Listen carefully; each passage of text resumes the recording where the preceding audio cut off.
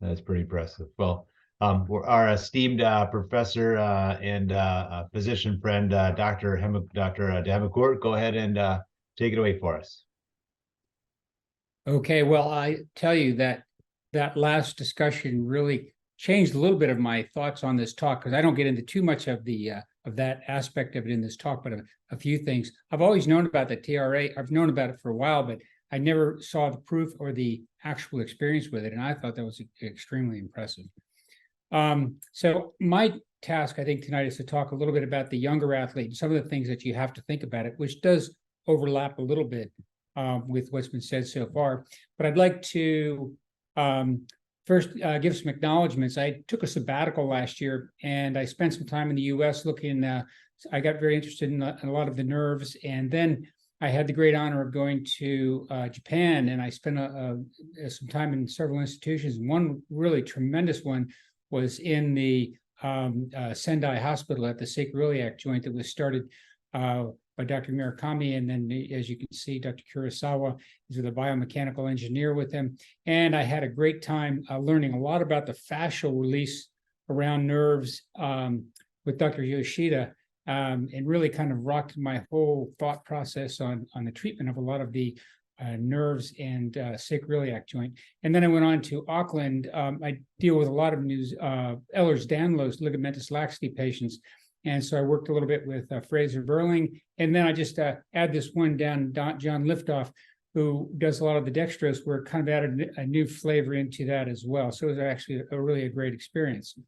But we deal a lot with sacroiliac joint pain in the athletes. And in my opinion, many times occurs in that young age group, secondary to other injuries that occur that shut down muscles, causing a lot of that posterior chain stability, and makes it difficult to make the diagnosis.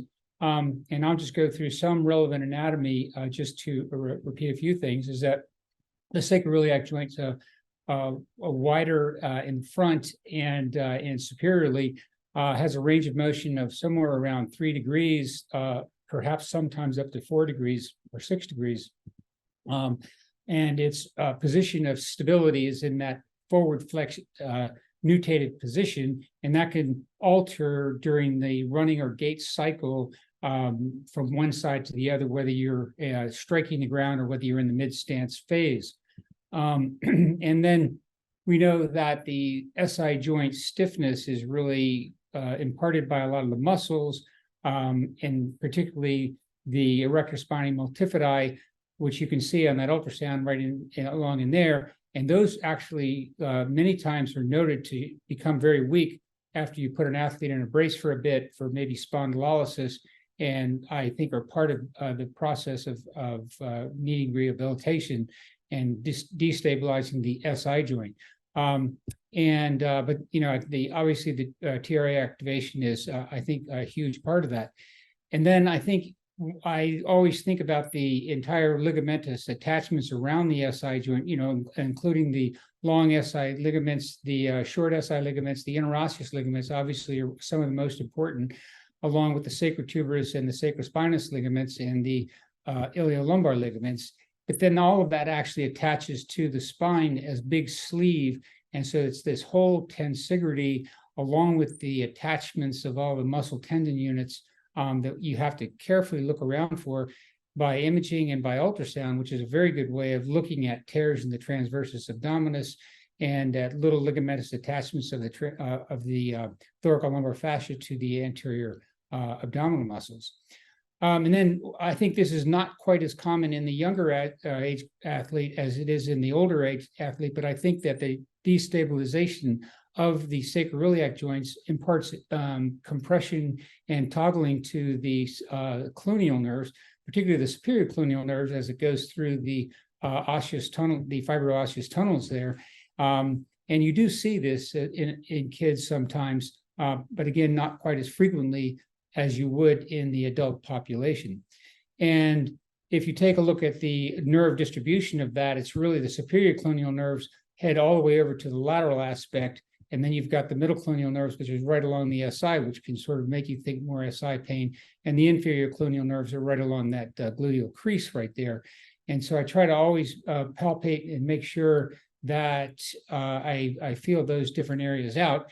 And remember that many times when you have referred pain, this chart here done by Hackett with injections showed that a lot of those SI ligaments, iliolumbar ligaments, will cause pain that can refer down, and it's not always nerve pain or sciatic pain that's actually occurring in those locations. And I often keep this chart with me in the clinic, and it does show through sometimes where I can look at areas of tenderness along the ligaments and correlate that with some of the radiation of their pain. So there's basically 5 issues, more than 5 issues, but 5 basic issues that I think about when I look at these young athletes and SI joint pain. So the first factor is growth. And what do we know about growth? Well, during that adolescent growth spurt, the pelvic incidence increases and causing an increased lordosis and a more forward center of gravity in front of the SI joint. And so that can certainly destabilize things, particularly if it's more excessive in some than others. And then you always remember apophysis, because the apophyses around the pelvic bones can actually fool you sometimes. You've got the iliac crest apophysis, which is probably the more common one to sometimes seem a little bit like that. And then you've got all of the other apophyses where the rectus, psoas, and even around the symphysis pubis, soccer players have been noted to have a fair incidence of that, which is part of that whole pelvic ring. The second thing is our young female athletes often have increased ligamentous laxity, which has been noted, and they have a more anterior center of gravity to the SI joint. The SI joint contact is between S1, S2, and the ilium in the female, and whereas in the male, it's all the way through S3 in many of the cases.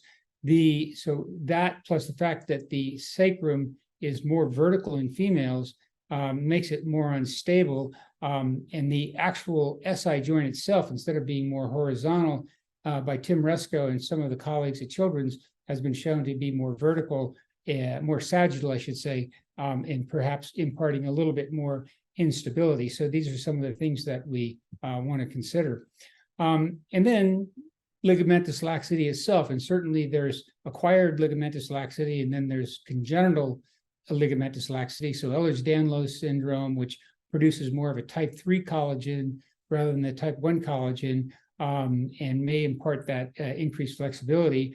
And we see even more of the benign hypermobility, and osteogenesis imperfecta and Marfan's can be a factor. So really, I think it's important to assess the patient initially for what their ligamentous status is. So we do a Beighton score. I don't think it's a perfect score, but by looking at the different little finger going back to 90 degrees, being able to take your thumb and put it to your wrist, a hyperextension of the elbow by more than 10 degrees, as well as the knees, and then being able to put your palms on the floor with your knees straight, getting 1 for each of those points gives you a total of about 9, normal being approximately up to 3 to 4. And then I won't get into it because it was done so well just before me, but some of the sports biomechanics I think is an issue. And so with pitchers, there has been some increase of, there was one study done by Cato that they looked at sacroiliac dysfunction in like 800 baseball players and found that there was SI dysfunction at initial pre-participation examination, which then those athletes had a higher incidence of back pain during the season. And I won't get into the other sports as they were mentioned earlier, but there have been a number of other sports. We see a lot of gymnasts, and we'll see this fairly frequently in gymnasts as well as ballet dancers. But then we have a running lab, and I've worked a lot in that. And Dr. Whitney helped put this together, or put this as a major author in this, looking at video analysis and force plate landing. And we looked at females with sacroiliac joint pain versus females without sacroiliac joint pain. And what you saw was that it was really more of an overstride because the tibial was in front of the knee when it landed, and that the foot was more dorsiflex, i.e. a heel strike. So that overstride heel strike was noted to be a significant factor with SI joint pain. And then you have contralateral hip drop, which also puts a lateral torque to the SI joint, was also associated with that. So we try to in getting the athlete back, we want to kind of make sure that we correct all of the biomechanics that we can after we've done a successful treatment. And then the other thing is spondyloarthropathies, and that was an excellent presentation before me as well. And it's a confusing thing because we do see younger kids with JRA, or at least a suspicion of JRA, and many times their labs are normal CBC sed rate, C-reactive protein, but you look at their x-rays and you see the sclerosis. And so maybe that's just due to increased mobility.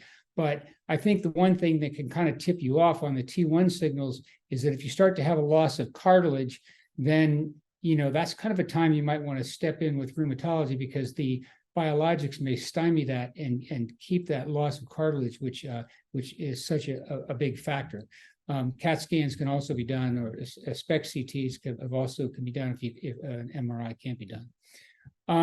And then I just wanted to state a study that we had done on the validation of the normal physical exams that have been looked at in adults, but around 2016, 2017, we did a study looking at the adolescents with SI joint pain. And we looked at 9 different maneuvers, which are basically the same ones of adult, with thigh thrust, Faber test, et cetera. And but we added one other one, which I'll show you in a minute, which is a sacral torque test.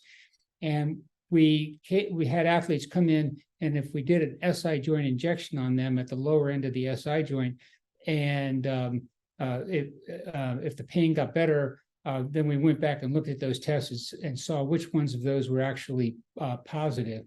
And but beyond the sacral, beyond the thigh thrust and the sacral compression, and the Fortin testing, things that have readily been done, we had looked at this new test that we developed called the sacral torque test, where in the decubitus position, you grab in front of the ASIS, and the other hand is on the butt of the ilium. It's not on the sacrum, and so you're basically just rotating that ilium in a posterior direction and creating a shear force. And so we looked at that. And what we found was that if you combine the sacral torque test with a thigh thrust, it was a pretty good sensitivity, and the sacral torque with thigh thrust and sacral compression did not seem to add any more to it. So those two are many that we look at as part of the diagnostic regimen. And then the treatment's been mentioned previously, physical therapy addressing all of the things. When I was in Sendai Hospital, I saw their belt, and we don't have one like that they had. So I searched around online and found these belts which come around the SI joint, but then grab the leg. And the reason why athletes like that is because when they're running around, particularly in females, they'll tend to ride up and they lose control. So in getting them back to sports and things, sometimes an SI belt that grabs onto the thigh can be helpful. And some you can actually buy some that are grab both of the thighs at the same time. Then of course, non-steroidal, sometimes we'll put someone on a 4 to 6 week course for non-steroidal, and then possibly do a cortisone injection, and hopefully that'll get them all better. However, if they have a lot of signs of ligamentous laxity and they're just not turning around, then we got to think about all the things that we could do for that. And just mentioning about SI injections, as Dr. Murakami showed back in 2018, is that most of the percentages of the injections that you do into the SI ligaments versus the intra-articular, that 60 to 70% of those patients have more pain in the periarticular tissues than the intra-articular component. And Dr. Kurosawa showed me a lot of the fluoroscopic techniques where he gets the middle part of it. But in the clinic, particularly when the young kids, we tend to not take them to the fluoroscopy. And so I just show this here of how you approach with ultrasound. So if you take your probe in an axial plane up at the PSIS and you look down, medial to lateral, you can get into the superficial and interosseous ligaments from that angle there. And then if you want to get into the joint, now if you look down here, so the pink is are the ligaments on the dorsal surface, but this joint is deeper, more anterior. Until you get down to the bottom, it actually comes out a bit. And so if you come down to what they call a little U, you can do an injection into the lower end of the SI joint. And what I've actually tried a few times now, and I think it's been pretty successful, is if you get this U view and then you do an out of plane approach going from inferior to superior, I think you can actually get into the joint in a fairly ready manner. But the studies have only showed it's about 90%. I think the fluoro is more accurate, but this is a fairly good way to do it. So now, talking about some of those things that we can do to tighten up the ligaments, I would like to say all of this is really still needs to be proven. There are studies out there, and I'm about to get into them. But as I look at all of them, we need to, as a group, look at recording exactly what we're doing in terms of how many needle fenestrations, which ligaments we're actually injecting, the concentration, the volume, et cetera.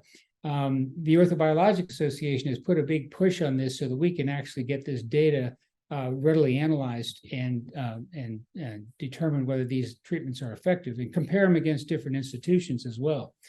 So prolotherapy is one thing that I've been very interested in, and George Hackett back in the 50s really started this with a lot of the dextrose into, he was a trauma surgeon and would put them into ligaments and felt it was pretty successful. Reported a lot, but didn't really have a lot of good data. And so you can look at the osmotics like dextrose, and there are several other types like doxycycline as an irritant.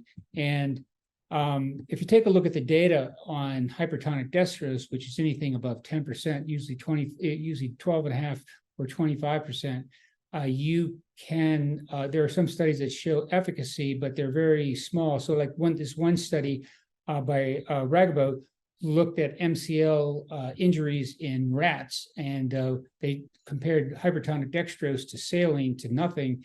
And with the ones that had the hypertonic dextrose, they did show increased cross-sectional area and strength. But if you take a look across the board at a lot of the meta-analysis, they really don't show, they seem promising, but most of those meta-analysis will indicate that they need a lot more double-blind controlled studies. This one down here by Kusi looked at 25 prospective studies with patients with hypermobility, and 76% were better at 6 and 12 months, but had recurred back to normal where they were with their pain beforehand. With 32%, only 32% of them maintain their good state. Let's take a look at the. So now, let's take a look at the platelet content from a standpoint of platelet granules. So we see like. They stuck that on. Okay, so PRP has the release of all of the alpha granules, which contain the growth factors, and putting out to help be chemotactic to bringing in the fibroblasts to help heal. And several studies have looked at this. One study compared hypertonic glucose to PRP, and they had 45 patients that had the PRP, and it was non-randomized study, and 35 athletes with hypertonic glucose to the dorsal interosseous ligaments. And the ones with the PRP only required 1.6 injections versus the hypertonic glucose that had required 3 injections, each about a month apart. And the results were superior with the PRP, even at 24 months. So that was one study, but it was not controlled, and it was definitely fraught with some bias that was actually seen. And this was another study which a meta-analysis on the PRP systemic review, and they only found 3 studies that met the criteria to even evaluate them. And their conclusion was that there just needs to be adequately powered studies to look at this. So I started doing this back, probably 10 years ago, and we used a fair amount of dextrose, and it was okay. It made some improvement, but it was a lot of injections. It was 3, 4, sometimes 5 injections to truly get things going. And then I started to follow Fraser Burling in New Zealand, And he's looked at using some of the vein sclerosing agents, tetradecyl and polydocanol, and showed that the average number of injections done about 2 weeks apart was 1.4 with tetradecyl and 1.9 for polydocanol, with really almost no adverse events, although there was a bit more bruising in 1 of 100 cases that were actually receiving that. Just comment that tetradecyl has a sulfate in it, and so sulfa drug allergies is probably a contraindication. And I think that tetradecyl is more painful than polydocanol, so I've actually gone more with that than anything else. We're actively doing a study on this with several areas: the shoulder, the SI joint, MPFL, but I've got a ways off before I get any kind of results. But I just thought I'd share with you the shoulder, which I think is a very difficult one when you have a lot of dislocations of the shoulder. Now, I'm not talking about traumatic patients, but I did review 16 patients that we did over an 8-month period of time, and 12 were EDS patients. None were overhead athletes, so we're not talking about any of the high-level athletes. But 2 went on to surgery, and 10 were at least 60, and most of them were in the 80 to 90% better, or 100% in terms of subluxation and function.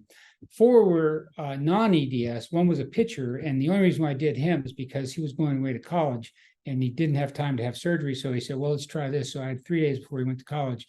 I did anteriorly because he was only coming out anteriorly. And I talked to him a few weeks ago, and he was 70% better, but he's not started pitching yet, so who knows.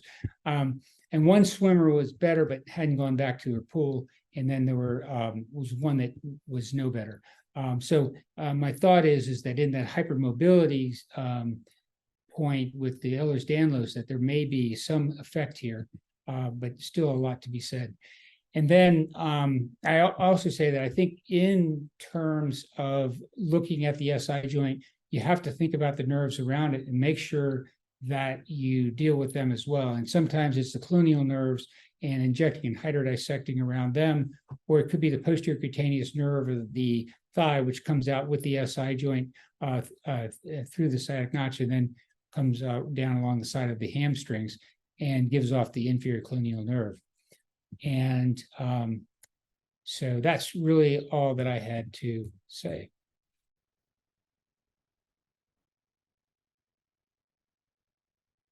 Absolutely fantastic as well. Thank you for that, and just all these non-surgical approaches to treating and curing SI joints is just intriguing. Dr. Kurosawa, do we have one more note or one more advertisement for our sponsors? And great appreciation for them sponsoring our webinar. Pierre, you may have to stop sharing your screen for a moment. There